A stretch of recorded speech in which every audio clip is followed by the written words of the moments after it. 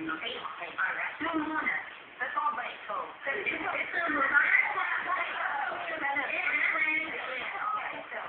Para sa inyo, yes or no? Nag-move out ako kasi nasa tamang edad na ako para mamuhay mag-isa. Yes or no? Yes. Yes. Yes. Hindi. 19 kasi siya. Kasi mapakaagal doon. Okay. Para sa inyo, ano ba yung tamang edad para mag-sarili? Anong edad yung dapat mag-sarili? Actually, wala naman talagang tamang edad. Pero pag na-feel ko na kasi na mature ka na, na kaya mo na, I think yun. Pero sa akin, naramdaman ko, last year, 2016 na kami guys. 24. Wow, medyo. Okay, sure na. Okay na yun. Super mature na. Kasi usapan talaga na 18, eh hindi tumupad ang parents ko sa usapan. Hindi ko na kinaya. Sorry, hindi, tama na ito. 2024. Okay. Siguro, kapag nakagraduate ka na ng college, dito sa Philippines, okay na po siguro yung maging independent ka. Para ready ka na rin para pag magtatrabaho ka, diba? Mga 20 to 21. But in your case, 12, diba? Pero nakatira naman po ako sa lola ko noon. Ayun. Kasi ko na rin nawala from your lola. Siguro, 18. Ako.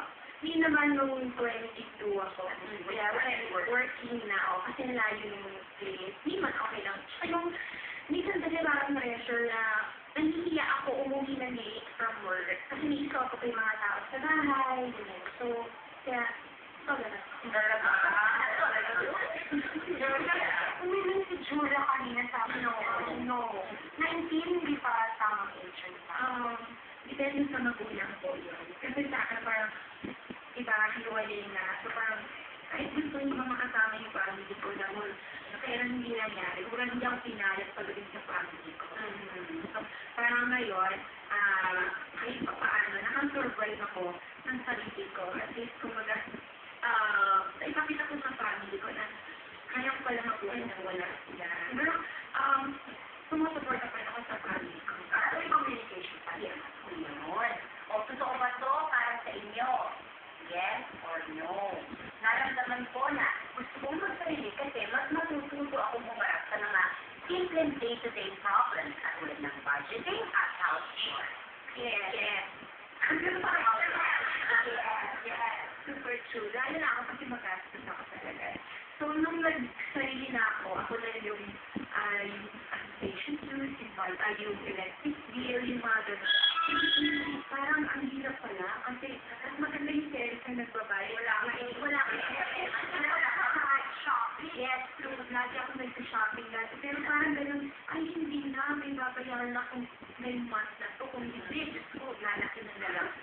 So, yun. Nandiyan na yung napupunta sa parang coach, diba? Mga ganun. Sa akin din, nung time na yun, even before, kasi actually nag-start ako sobrang, taxi, yung ubos yung pera ko doon. But then, yung eventually, parang, nung nagsulo na ako, always yan, ay, meron akong actually, parang, nilalagay ko siya sa computer yung mga monthly expenses ko talaga. Doon ko talaga na monitor ako report. Natin rent, yung savings, everything lahat nandun. Para at least, alam ko, kung meron akong extra money lang for shopping, actually the good thing about it is hindi ako mag-ibo na person. Hindi ako yung I'm not really into things. Kasi diba masyadong detalyado sa secret, pinatasin yung voucher, yung proper account, diba? Ako doon nag-usap na. Gusto ba ito para sa inyo? Yes or no? Nag-move out ako kasi mas practical na umalis na ng bahay dahil mas malapit sa trabaho, mas makakatipid ako sa pamasahe, mas menos pa sa pagod. Yes. Siguro. So, sa school.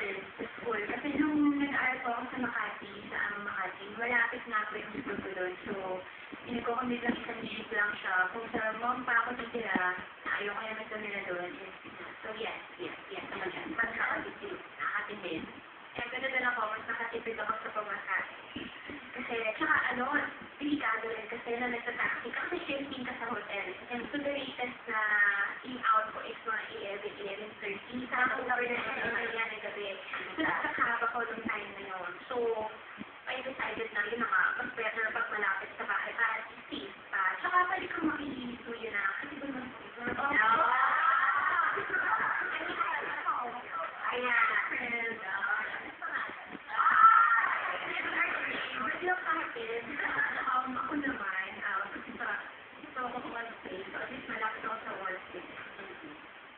hindi naman ako nag-uubot. So, masyado yun. At least malapit lang. And then, kumbaga, okay lang, safe naman ako. Walking distance. Yung mo naman, lapit-lapit ka.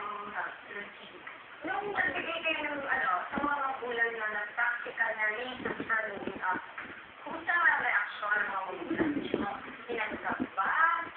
Ako hindi ako nagbigay ng control kasi yung place na tinitirhan namin is residential court.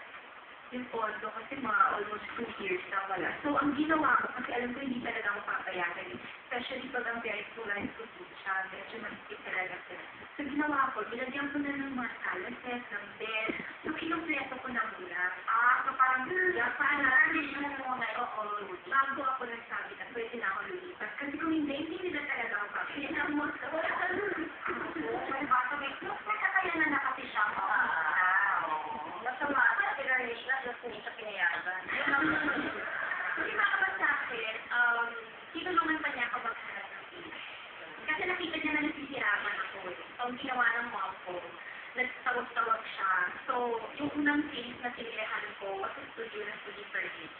So, nakaipa din ako kahit pa paano ng kaunti-unti, 2 things na naka-allow na yung money ko for in case na kailangan ko lumipas. Siguro mga 3 months bago nag-end yung contract ko. Nagtimo ko ng money for stuff that I need. But yun, tinulungan ako ni Mama. She's, sobrang siya, supportive. Tsaka sila kapit sa kanya. Ako naman po, very typical yung experience ko nung nag-move out ako kasi naranasan ko yung una talaga yung nag-bed space lang ako. Para lang syempre mas mura, diba? Tapos wala pa rin naman ako masyadong gamit nun. So nag-bed space lang ako. Tapos syempre yung mom ko nag-worry siya na okay ka lang ba siya? Na parang hindi ko makayanin ko to para lang magpatanayan ako sa sarili ko. Ako naman nakakatuwa kasi walang yung mama ko, walang papa ko, walang pakialam ng nasaan ako. Actually. Talagang nakakatawa. Hindi ko na talaga yun.